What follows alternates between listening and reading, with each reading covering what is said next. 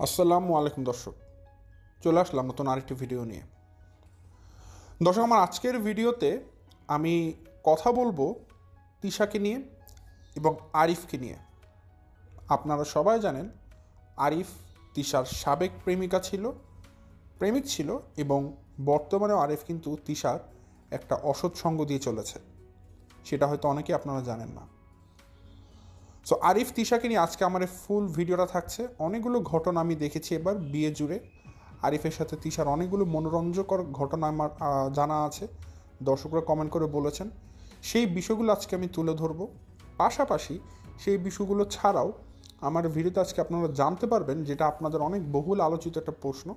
অনেক দর্শকই প্রশ্ন করেছেন যে ভাইয়া, শারমিন আর আকবর আলী রাজ তাদের যে দুজনের বিয়ে হয়েছে, এই বিয়েতে দেনমোহরটা আসলে কত ছিল, দেনমোহরটা কত টাকা ধার্য করা হয়েছে। এই দেনমোহরটা জানা নিয়ে আপনাদের অনেকের অনেক কোশ্চেন আছে। অনেকে ভাবছেন 2 টাকা, অনেকে ভাবছেন 50,000, অনেকে ভাবছেন 2 লক্ষ, অনেকে ভাবছেন 20 লক্ষ, অনেকে ভাবছেন 10 লক্ষ। আসলে কত লাখ টাকা, কত টাকা দেনমোহর ধার্য করা হয়েছিল, সেই জিনিসটা আজকে আমি আপনাদেরকে প্রমাণ সহকারে তুলে ধরবো। সো আমার আজকের ভিডিওতে দর্শক আমি যা যাই বলবো সব কিছুর প্রমাণ থাকবে। সো যদি আপনারা এই বিষয়গুলো সম্পর্কে ডিটেলস জানতে চান, তিশা এবং আরিফের প্রেম কাহিনী সম্পর্কে ডিটেলস জানতে চান, তাহলে পুরো ভিডিওটা দেখবেন, তাহলে ইন ডিটেলস সব কিছু জেনে যাবেন।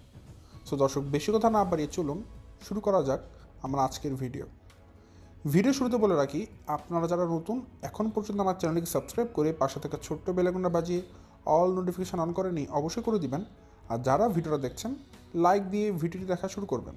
দর্শক, আমি আমার ভিডিওর মূল কথা শুরু করে দেই।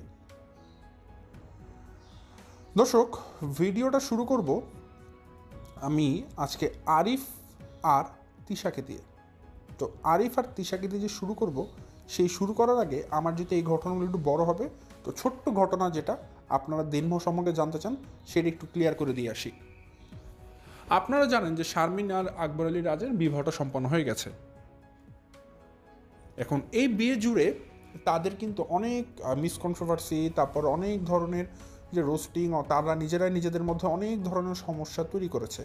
কখনো সে মন খারাপ করে, কখনো ও মন খারাপ করে, কখনো ও বাড়ি ছেড়ে চলে যায়, ব্লা ব্লা ব্লা, মানে বহু ধরনের ঘটনা ঘটেছে এর মধ্যে। তো আসলে ঘটনার এখানে কোনো শেষ নেই। তো ঘটনাটা হচ্ছে, তাদের এই বিয়ে নিয়ে শুরু থেকেই অনেক সমস্যা ছিল যে এই বিয়েটা হবে কি হবে না। কারণ তারা বিয়ের আগে থেকে যেভাবে করে একজন আরেকজনের সাথে, এক পরিবার আরেক পরিবারের সাথে গণ্ডগোল লাগাচ্ছিল, যে আপনার রাজ শারমিনদের পরিবার সম্পর্কে বদনাম করছিল, বিল্লাল সম্পর্কে বদনাম করছিল, ঠিক আছে, আবার ওদিক থেকে শারমিনের পরিবার শুরু করেছিল বিল্লালরাও।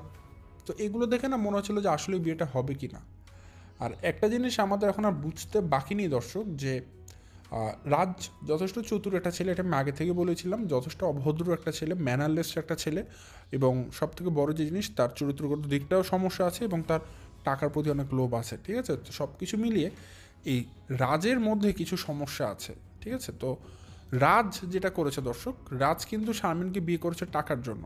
সো সে জানে যে কাদের সাথে ভালো মতো মিশতে হবে। সে জানে এই বাড়ির মেইন গুরুমা সর্দারনি হচ্ছে বাংলাদেশ ইমাম তিশা, আর তার চেলাপুলা যেগুলো আছে, ঠিক আছে, এই চেলাপুলাগুলোর মধ্যে আছে মিম, সাবিনা, বাপ্পি, ঠিক আছে, তারপরে যে শারমিন, বাবু, ঠিক আছে, এগুলো হচ্ছে তার চেলাপুলা, শাখা প্রশাখা। তো শাখা পোশাকগুলোর সাথে সে এমনি বেয়ে বেয়ে চলতে পারবে, কিন্তু মেইন যে গুরুমা, তাকে তো একটু তেলবাজি করতে হবে, কারণ সেটার কাছ থেকে তো সব কিছু আসবে। তো রাজ তাদের সাথে যদি মিশে, যদি তিশা মিম ওদের সাথে মিশে ভিডিও করে, তাহলে কিন্তু তার চ্যানেল থেকে অনেক লাভ হবে, তার নিজেরও প্রমোশন হবে এবং তার চ্যানেলে ভিউর জন্য সে ডলার কামাতে পারবে। কিন্তু রাজ যদি তাদের সাথে না মিশে, তার মেইন যে আপনজন, ঠিক আছে, তার মেইন আপনজনকে তার শালারা, যেমন হতে পারে সেটা বিল্লাল, বাবু, বা হতে পারে যে বিল্লালের বউ, ঠিক আছে, তারা তার মেইন আত্মীয়। এখন তাদের সাথে যদি রাজ মেলামেশা করে, তাহলে তো তাদের তো চ্যানেলে অত ভালো ভিউ নাই, বিল্লালের তো অত বেশি প্রমোশন নাই, বিল্লালকে তো অত বেশি মানুষ চেনে না, তাহলে সে যদি ওদের সাথে মিশে, তার তো ভিউ অত বেশি হবে না। আজকে যদি রাজ তিশাকে নিয়ে একটা ভিডিও দেয়, তার ভিডিওতে ভিউ হবে 50,000, আর রাজ যদি বিল্লালকে নিয়ে ভিডিও দেয়, তার ভিউ হবে 2,000। তো রাজ বুঝে গেছে আমার টাকা কামানোর জন্য তিশাদেরকে হাত করে রাখতে হবে। তো শুরু থেকে বিয়ের আগে থেকেই রাজ কিন্তু বিল্লালের সাথে দেখবেন একটা দ্বন্দ্ব তৈরি করার চেষ্টা করেছিল, একটা অপচেষ্টা, এবং সেটাতে সে সাকসেস হয়েছে। সবাই কিন্তু বিল্লালকে এখনও দেখতে পারে না। বিল্লাল অসুস্থ একজন মানুষ, তারপরেও কেউ বিল্লালকে কথা না শুনিয়ে থাকতে পারে না। বিল্লালকে ছোট করে হোক, গা জ্বালা দিয়ে হোক, কষ্ট দিয়ে হোক, অনেকভাবে অনেক রকম অপবাদ সবাই দেয়, দুঃখ দেয়, কষ্ট দেয়, সব কিছুই করে। তো বিল্লাল কিন্তু এই জন্য অনেক দুঃখ পায় দর্শক, মন খারাপও করে, কিন্তু করার কি আছে, কারোরই কিছু করার নেই, কারণ বিল্লাল একজন নিরপরাধ মানুষ, অসহায় মানুষ। এখন দর্শক, প্রত্যেকটা মানুষের না দোষ গুণ ভালো খারাপ সব দিকই আছে। হ্যাঁ, বিল্লালের কিছু দোষ আছে। কেমন দোষ আছে? বিল্লাল কোনো একটা জায়গায় গেলে একটু বেশি কথা বলে, আপনারা হয়তো তাকে বাচাল বলবেন, আসলে বাচাল না। কিছু মানুষ আছে যারা এক্সাইটমেন্টে একটু বেশি কথা বলে, তো এটাকে দোষ বলতে পারেন, এটা মানুষের বিহেভিয়ার, এটা মানুষের নেচার। তো দেখবেন সেই মানুষটা যদি এখন একটা জায়গায় গিয়ে কথা না বলে, আপনারা তখনও দোষ দেবেন, কেমন মানুষ, খুব দেমাগ নিয়ে থাকে, কথা কম বলে, আপনারা এবার বলবেন। আবার যদি বেশি কথা বলে বলবেন যে বাচাল, বেশি ভ্যাক ভ্যাক ভ্যাক ভ্যাক করে। আসলে একটা মানুষ যাবে কোথায়? তো সে তো মানুষের দোষ থেকে কখনোই বাঁচতে পারবে না। সো বেশি কথা বলা, কম কথা বলা, এগুলোকে আসলে দোষ হিসেবে ধরা যায় না। দোষ আপনারা ধরতে পারতেন যদি সে কোনো কর্মকাণ্ড খারাপ করতো। বিল্লাল আসলে কর্মকাণ্ড কোনোটা খারাপ করেনি। হ্যাঁ, তার কথা বলার বাচনভঙ্গিটা হয়তো একটু রুড, একটু খারাপ, সেগুলোতে একটু অসঙ্গতিপূর্ণ দেখা যায়, এর বাইরে আমি কিছু দেখিনি।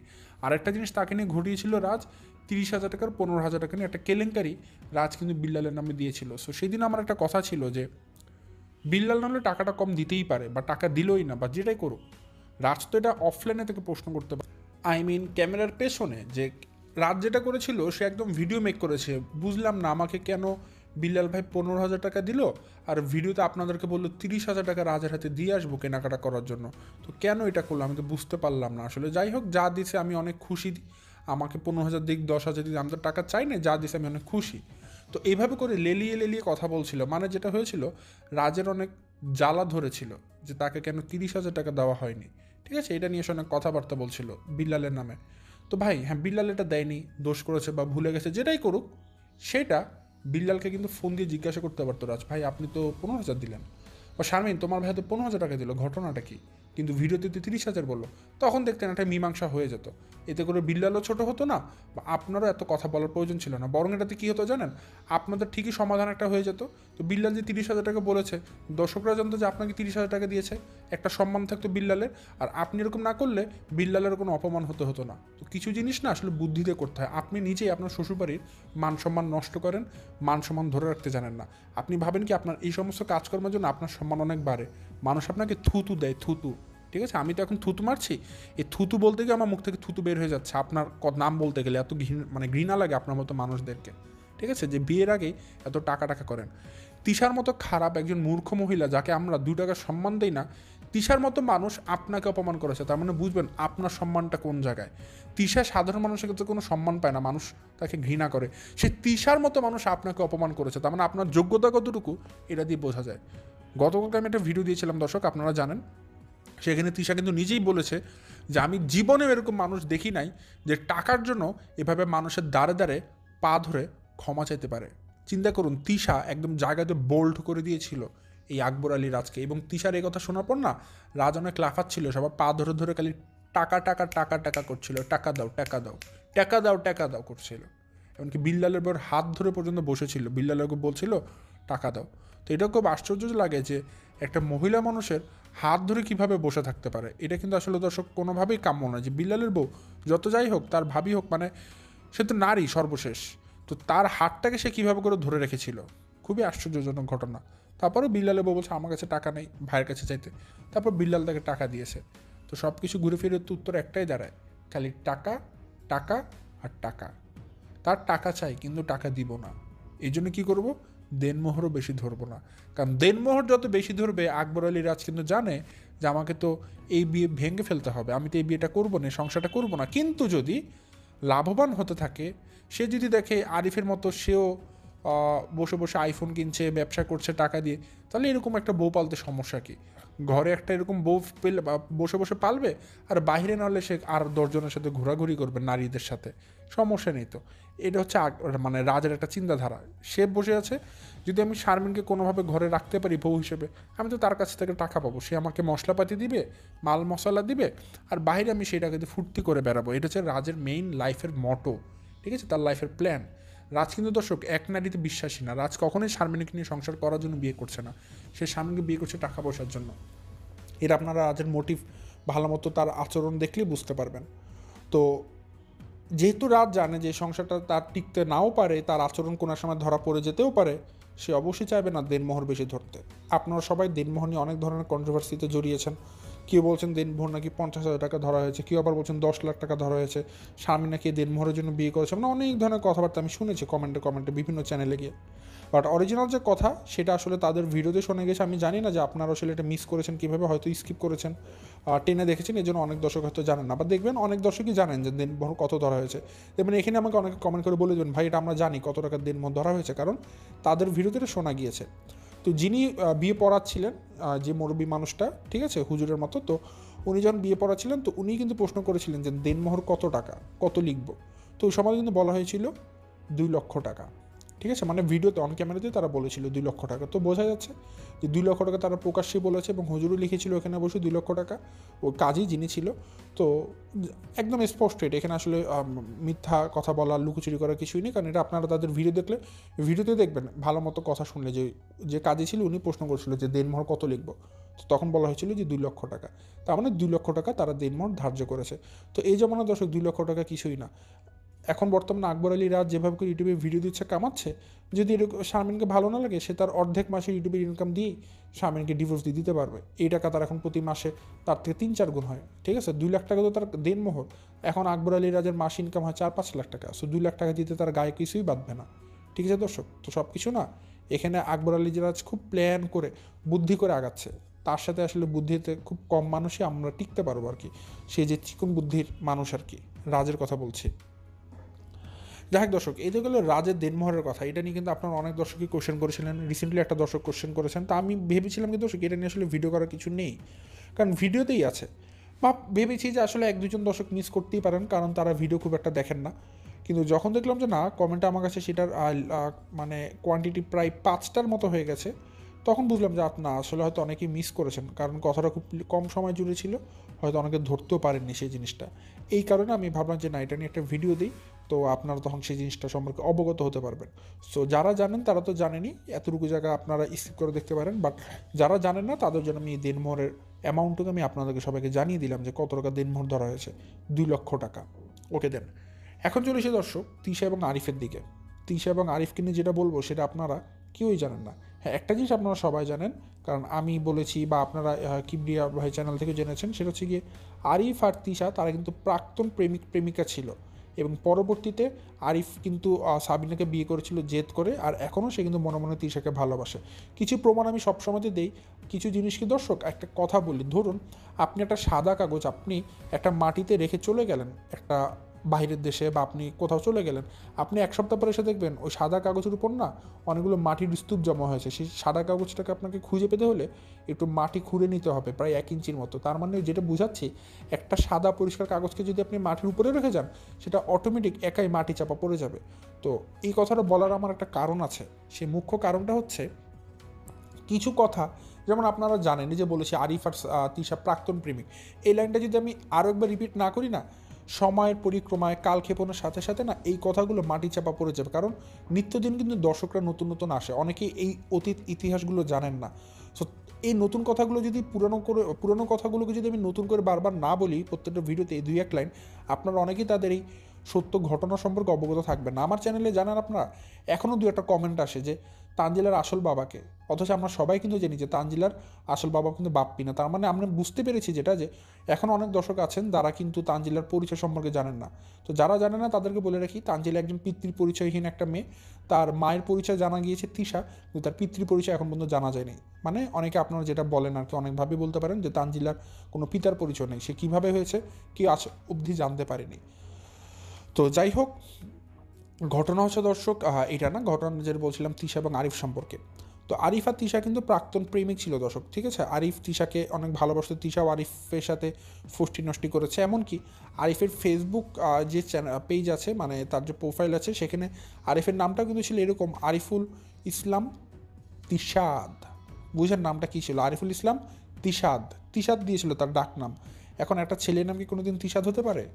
কখনই হতে পারে না। বাট আরিফ ভালোবেসে, তিশাকে ভালোবেসে তার ফেসবুক আইডির নামে ডাকনাম তার রেখেছিল তিশাদ। চিন্তা করুন, আরিফের নাম নাকি তিশাদ ছিল, তিশা এবং আরিফ থেকে ডি, তিশা রেখেছে তার নাম। তিশাকে সে এতই ভালোবাসতো।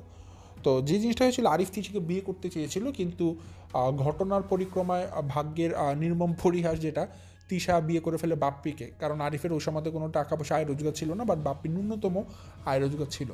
তো তিশা যখন বাপ্পিকে বিয়ের প্রপোজাল দেয় যে আমাকে বিয়ে করার কথা বলে বাপ্পিকে, তখন বাপ্পি তিশাকে বিয়ে করে ফেলে, কারণ বাপ্পি আবার তিশাকে পছন্দ করতো।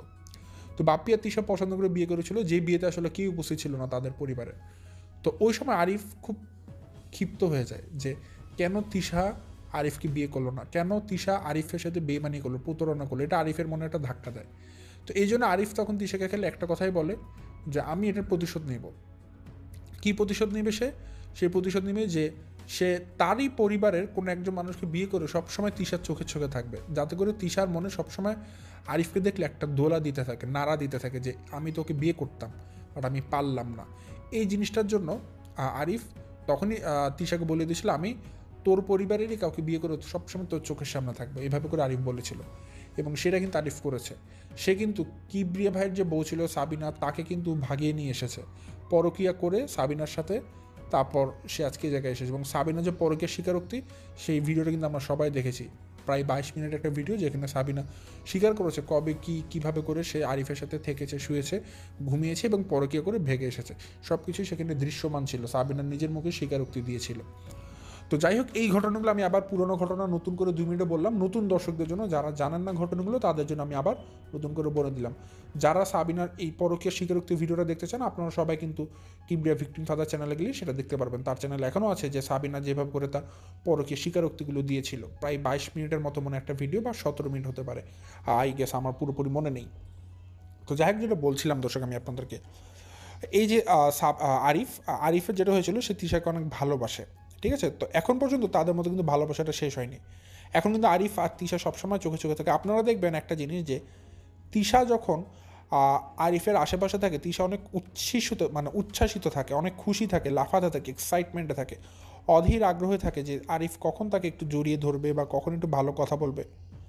আপনাদের মনে আছে মাঝখানে পদ্মাচরে তিশারে গিয়েছিল, সেই সময় কিন্তু রাত 12:30 কি 1টার দিকে তিশা কফি বানাচ্ছিল। তো ওই সময়তে মিজান দেখে বলছিল, মিজান আর শাহিন বলছিল কার জন্য কফি বানাচ্ছে। শাহিন ভেবেছিল হয়তো বাপের জন্য বানাচ্ছে। তখন তিশা বললেন না, আপনার ভাই কফি খায় না। তখন শাহিন নিজে হতভম্ব হয়ে যায়, তাহলে কার জন্য তিশা কফি বানাচ্ছে। পরে ক্যামেরাতে দেখা যায় তিশা হাঁটি হাঁটি পা পা করে উঠানে গিয়ে আরিফকে সে কফির মগটা হাতে ধরিয়ে দেয়, নাও কফি খাও, রাত্র 1টার দিকে। তো বুঝতে পারছেন তিশা আরিফের সাথে কোন ধরনের সম্পর্কে জড়িত আছে। রিসেন্টলি শারমিন আর রাজের বিয়েকে কেন্দ্র করে তিশা এবং আরিফের মধ্যে অনেক ধরনের সমস্যা দেখা গিয়েছে, যেগুলো আমার চোখে এসেছে। একটা একটা করে বলি দর্শক। প্রথমত, একদিন দেখা গিয়েছে তিশা হাতে মেহেদি পড়েছে, অনেক দূর মেহেদি পড়েছে। তো আপনারা জানেন যে বিয়ের সময় সবাই মেহেদি পড়েছে, কিন্তু তিশা কেন মেহেদি পড়েছে? তাতে মেহেদি না পড়লেও চলতো। আপনারা হয়তো ভাবতে পারেন হয়তো বিয়ে চলছে শারমিনের, বিয়ে উপলক্ষে পড়েছে। না, তিশার নিজের মুখ দিয়ে বলেছে সে কেন মেহেদি পড়েছে। তো প্রথমত তিশা মেহেদিটা দেখাচ্ছিল ক্যামেরাতে, এই যে দেখুন মেহেদি পড়েছি, মেহেদিটা কেমন হয়েছে বলবেন এই সেই। তো ওই সময় সে তার মনের অজান্তেই তার মুখ ফসকে সত্য কথা বেরিয়ে যায়। তারপর সে কথাটাকে ঘুরিয়ে ফেলে। সে বলছিল আরিফ বেচারা মেহেদি পড়তে বলেছিল, তার জন্য মেহেদি ঠিক এইভাবে কথাটা যখন বলে, সে বুঝতে পারে সে তো কী বললো, এটা সবাইকে তো বলে দিচ্ছে আসল ঘটনা। তখন কি বললো, আরিফ বেচারা, আচ্ছা সে তো রাস্তায় জ্যামের মধ্যে আটকা পড়ে যাবে, কি করলো, রাস্তায় কষ্ট হবে, মানে সে এক লাইন থেকে আরেক লাইনে চলে গেল। প্রথমত বলতে গিয়েছিল যে মেহেদিটা সে আসলে কেন পড়েছে, সে পড়েছে আরিফের জন্য। কিন্তু যখন সে বুঝলো আচ্ছা সেটা অন ক্যামেরা আছে, সবাই জেনে যাবে, তখন ঘুরিয়ে বললো বেচারা আরিফ রাস্তায় জ্যামে পড়লো না, কী করলো কষ্টের, মানে এরকম একটা কথা বলে ঘুরিয়ে ফেলেছে। বাট সে বলতে চেয়েছিল আলটিমেটলি এটা, যে মেহেদিটা পড়েছি, আমাকে আরিফ আসলে পড়তে বলেছে মেহেদিটা, তো আমি তার জন্য মেহেদিটা পড়েছি। চিন্তা করুন, তিশা আরিফের জন্য মেহেদি পড়ছে হাতে, কেন? আরিফ কী হয় তার? বুঝতে পারছেন দর্শক সম্পর্কটা কোন জায়গাতে আছে? পুরনো প্রেম সেটা কিন্তু এখন পর্যন্ত মরে যায়নি, এখনও ভিজে ভিজে আছে, মানে জাগ্রত আছে, প্রাণহীন হয়ে যায়নি, এখনও সেই জায়গাতে প্রাণটা রয়ে গেছে। আরিফ আর তিশার প্রেম এখনও কিন্তু আগের মতোই অটুট আছে, ভেঙে যায়নি। হ্যাঁ, হতে পারে তিশার স্বামী আছে, আরিফের বউ আছে, কিন্তু তারপরও তাদের মধ্যে পরকীয় প্রেমটা স্টিল বিরাজমান। আমি একটা দর্শকের কমেন্ট পড়ে শুনে আপনাদেরকে একটু, এখানে নেফা বেগম নামে একজন আপু আমাকে সুন্দর একটা কথা লিখেছেন, এবং এটা আসলে আমার ভিডিওর আরও একটা বিষয়। তো আপুর একটা ইনফরমেশন দিয়েছিলেন, বলেছিলেন, hi brother, please watch Tisha's today's video when she was going to her mother's house she said to Arif, are you going home today? Arif said, yeah, I'm going home. Tisha didn't like Arif go. Then Arif said, I am going now but I will be back. So এই একটা জিনিস দিয়ে কিন্তু proof পায় যে Tisha likes Arif so much. আপু এই জিনিসটাই বুঝিয়েছে যে তিনি বোঝাতে চেয়েছেন যে আরও প্রায় এক সপ্তাহ আগে একটা ভিডিওতে দেখা গিয়েছিল যে তিশা এবং আরিফ যাচ্ছিল, তো তখন তিশা আসলে আরিফকে প্রশ্ন করে যে তুমি কি এখন বাসাতে যাবা? তখন আরিফ বলেছে যে হ্যাঁ এখন বাসাতে চলে যাব। তো তখন তিশা অনেক আপসেট হয়ে যায়, আমি সেই ভিডিওটা দেখছিলাম, তিশা অনেক মন খারাপ করে ফেলে যে আরিফ চলে যাবে। তো যখন তিশা মন খারাপ করেছে তখন আরিফ আবার তিশাকে সান্ত্বনা দিয়ে বলে যে না, আমি এখনও জন্য যাচ্ছি, বাট সেটা পার্মানেন্ট না, আমি আবার ব্যাক করব, ঠিক আছে, আমি আবার চলে আসবো। তখন তিশা অনেক খুশি হয়ে যায় যে না, আরিফ আসবে। তো আরিফকে ছাড়া তিশা এতটুকু পথ চলতে পারে না। আরিফকে তিশা অনেক বেশি পছন্দ করে, দর্শক, অনেক বেশি পছন্দ করে। তো এরকম ঘটনা শুধু একটা দুটা না, হাজারটা আছে। যে পরের ঘটনা বললাম, তারপরে যখন আরিফ ঢাকাতে ছিল, আরিফকে দেখে তিশা অনেক নাচুনি করে, মানে লাফাতে থাকে দর্শক, খুশিতে খালি লাফাতে থাকে, পক পক পক পক করতে থাকে, জাস্ট ফর একটা পিক অ্যাটেনশন, মানে সে আরিফের একটা অ্যাটেনশন নিতে চায়, যেন সে যদি বেশি কথা বলে আরিফ তার দিকে তাকিয়ে থাকবে, আরিফ সাথে একটু টাঙ্কিবাজি করবে, একটু ফ্লার্ট করবে। এই বয়সে তিশার এখন এগুলো ইচ্ছা করে আরিফের সাথে, ঠিক আছে। বাপ্পি না থাকলে তিশা আরিফের সাথে এখন ডেটে চলে যেত দর্শক, বিভিন্ন রিসোর্টে। তো যাই হোক, এই দুটো ঘটনাটা বললাম। আর সবচেয়ে দুর্দান্ত ঘটনা কোনটা জানেন? সেটা বললে আপনারা অনেক বেশি মজা পাবেন। তো সাবিনা ঘরে ছিল, তিশাও ঘরে ছিল। তো তিশা সবাই মিলে আর কি ইয়ার বাসা ছিল, মিম শারমিনদের ওইখানে বাসাতে, ঢাকাতে ছিল আর কি দর্শক। রিসেন্টলি 3-4 দিন আগের ঘটনা, বিয়ের একদিন আগে। তো তিশা তার কিছু মেডিসিন আনতে ফার্মেসিতে যাবে, ওষুধ আনতে যাবে মেডিসিন শপে। তো একটু রেডি হয়েছে দোকানে যাওয়ার জন্য। তখন সাবিনা তিশাকে বলে, কই যান আপা, কই যাইবেন, এমনি বলছিল। তখন তিশা বলে, জামু, হেনে জামু, কই জামু, বলা লাগবো সব। তখন সাবিনা বলে, কে? বললে কী হবে? বলে দোকানে নিচে যাব, তিশা বলছে আর কি। তখন সাবিনা মানে কিছু একটা বলছে, সেও যাবে বা কিছু একটা বলে। তখন তিশা কি উত্তর দিল জানেন দর্শক? মানে এটার সাথে আসলে এই উত্তরটা কোনোভাবে যায় না। তিশা বলছে, তুই আগে তোকে আয়নাতে দেখ, তোকে কেমন দেখা যায়, তুই দেখছোস তোরে কেমন দেখা যায়, তোর কোনো জামা কাপড় পরলে কেমন লাগে তুই জানিস? তুই দেখ আগে তোরে কেমন লাগে। তো এই কথাটা কিন্তু সাবিনার জন্য অনেক অপমানজনক। তিশা বুঝিয়েছে, তুই তোরে একবার দেখ, তুই কত ভুটকি, তুই কত মুটকি, তোরে কেমন দেখা যায়, তুই জামা পরলে আটে না, তোরে 2টা 3 পিস একত্রিত তোর জোড়াতালি দিয়ে তারপর তোর জন্য 3 পিস বানানো লাগে, তোর জন্য আলাদা 3 পিস পাওয়া যায় না। তোর একটা 3 পিস কিনলে তোর সামনের পিঠে থাকে একটা 3 পিস, তোর পিছনের পিঠে দেওয়া লাগে আরেকটা 3 পিস, 2টা 3 পিস জোড়া দিয়ে মানে ওকে একটা 3 পিস বানায় দেওয়া লাগে, এমন একটা অবস্থা সাবিনার, মানে এমন মুটকি আর কি সাবিনা, এটা তিশা বুঝাচ্ছে। তো এরকম মানুষকে কেমন দেখা যেতে পারে সেটা আমরা জানি, বাট তিশা এভাবে ভিডিওর মধ্যে কেন বলছে জানেন? তিশা বারবার সাবিনাকে বোঝায়, আরিফের জন্য তুই পারফেক্ট না, তোকে কখনোই ভালো লাগে না, ঠিক আছে, আরিফের মতো জামাই যে পেয়েছি সেটা তো সৌভাগ্য, আরিফ শুধুমাত্র আমি ডিজার্ভ করি আরিফকে। তো এটা আসলে তিশার একটা টেন্ডেন্সি, সাবিনাকে বারবার ছোটো করা, কটাক্ষ করা, কারণ তিশা চায় আরিফকে, বাট আরিফ পেয়ে গেছে সাবিনাকে। তো তিশা তো এখনও আরিফকে ভালোবাসে, সো এই জন্য তিশার সহ্য হয় না যে সাবিনা আরিফের সাথে সংসার করছে। তো এই জন্য সাবিনাকে বারবার তিশা কটাক্ষ করে, তুই তোকে আয়নাতে দেখ, তোকে কেমন দেখা যায়, তুই ভুটকি, তুই মুটকি, তুই বেশি বেশি খাস, তোর সাথে কোনো ছেলের মানায় না। তো এইভাবে করে খালি কথা মানে কটাক্ষ করে। আমার কথা, সাবিনা মোটা হোক, সাবিনা শুকনো হোক, যাই হোক, আরিফ তার সাথে থাকে। তিশারও তো সমস্যা হয় কেন? তিশারও তো জলে কেন? মানে তিশার এখন আরিফকে লাগবে, সোজা কথা বুঝেছেন দর্শক, বাপ্পি কিন্তু তিশার হয় না, তিশার এখন আরিফকে লাগবে। এবং তিশা কিন্তু দর্শক মানে যথেষ্ট পরিমাণের মানে একটু ইঙ্গিতপূর্ণ কথাবার্তা বলে, অনেক মানে অশালীন কথাবার্তা কিন্তু সে বলে। এগুলো বলার পেছনে একটা কারণ আছে দর্শক। তিশারের যে সমস্ত সোসাইটির মানুষ তারা মনে করে কি, এই ধরনের অশালীন ইঙ্গিতপূর্ণ নোংরা কথাবার্তা বললে হয়তো মানে কিভাবে বলে দর্শক কথাগুলোকে আসলে, যে হয়তো ছেলেরা এটার প্রতি মানে একটু বেশি আকৃষ্ট হয়ে মানে তার প্রতি একটু অন্যরকমভাবে তাকাবে, বা তার কীভাবে বলো দর্শক কথাগুলো আসলে বলতে তো নোংরা লাগে, মানে হয়তো তার দিকে একটু বেশি আকর্ষিত হয়ে তার মানে ইঙ্গিতপূর্ণ অন্য কোনো কাজকর্ম করবে আর কি, মানে এইভাবেই বললাম আর কি। তো তিশা আরিফকে এই ধরনের ইঙ্গিতপূর্ণ অনেক নোংরা নোংরা কথাবার্তা বলে, তো আরিফ খুব মজা পায়। তো তিশা, আমার ডাউট হয় দর্শক আসলেই যে তিশা এবং আরিফ দূরে দূরে থাকে নাকি ক্যামেরার পেছনে তা আবার একত্রে থাকে, এটা আসলে আমার সন্দেহ। কারণ যে মানুষ ক্যামেরার মধ্যেই মুখ ফসকে বলে দেয় যে আরিফের জন্য মেহেদি পড়েছে, যে মানুষ ক্যামেরার মধ্যেই বলে দেয় সাবিনাকে তোরকে দেখা কেমন, তো আয়নাতে দেখ কত ভুটকি, তোরে কত বাজে দেখা যায়, নিজেকে অনেক সুন্দরী প্রমাণ করে তিশা আরিফের জন্য। আবার আরিফ যদি তার কাছ থেকে দূরে সরে যায় তার মন খারাপ হয়, আরিফ যদি চলে আসে সে অনেক খুশি হয়, আরিফের জন্য সে সাবিনা বাসা যায়, আরিফের সাথে সে থাকতে পছন্দ করে, আরিফের জন্য রাত 1টার দিকে কফি বানায় খাওয়ায়। তো সব কিছু মিলিয়ে না দর্শক, আরিফের সাথে তিশার সম্পর্কটা এখন অন্য একটা পর্যায়ে চলে গেছে, অন্য একটা ফেজে চলে গেছে।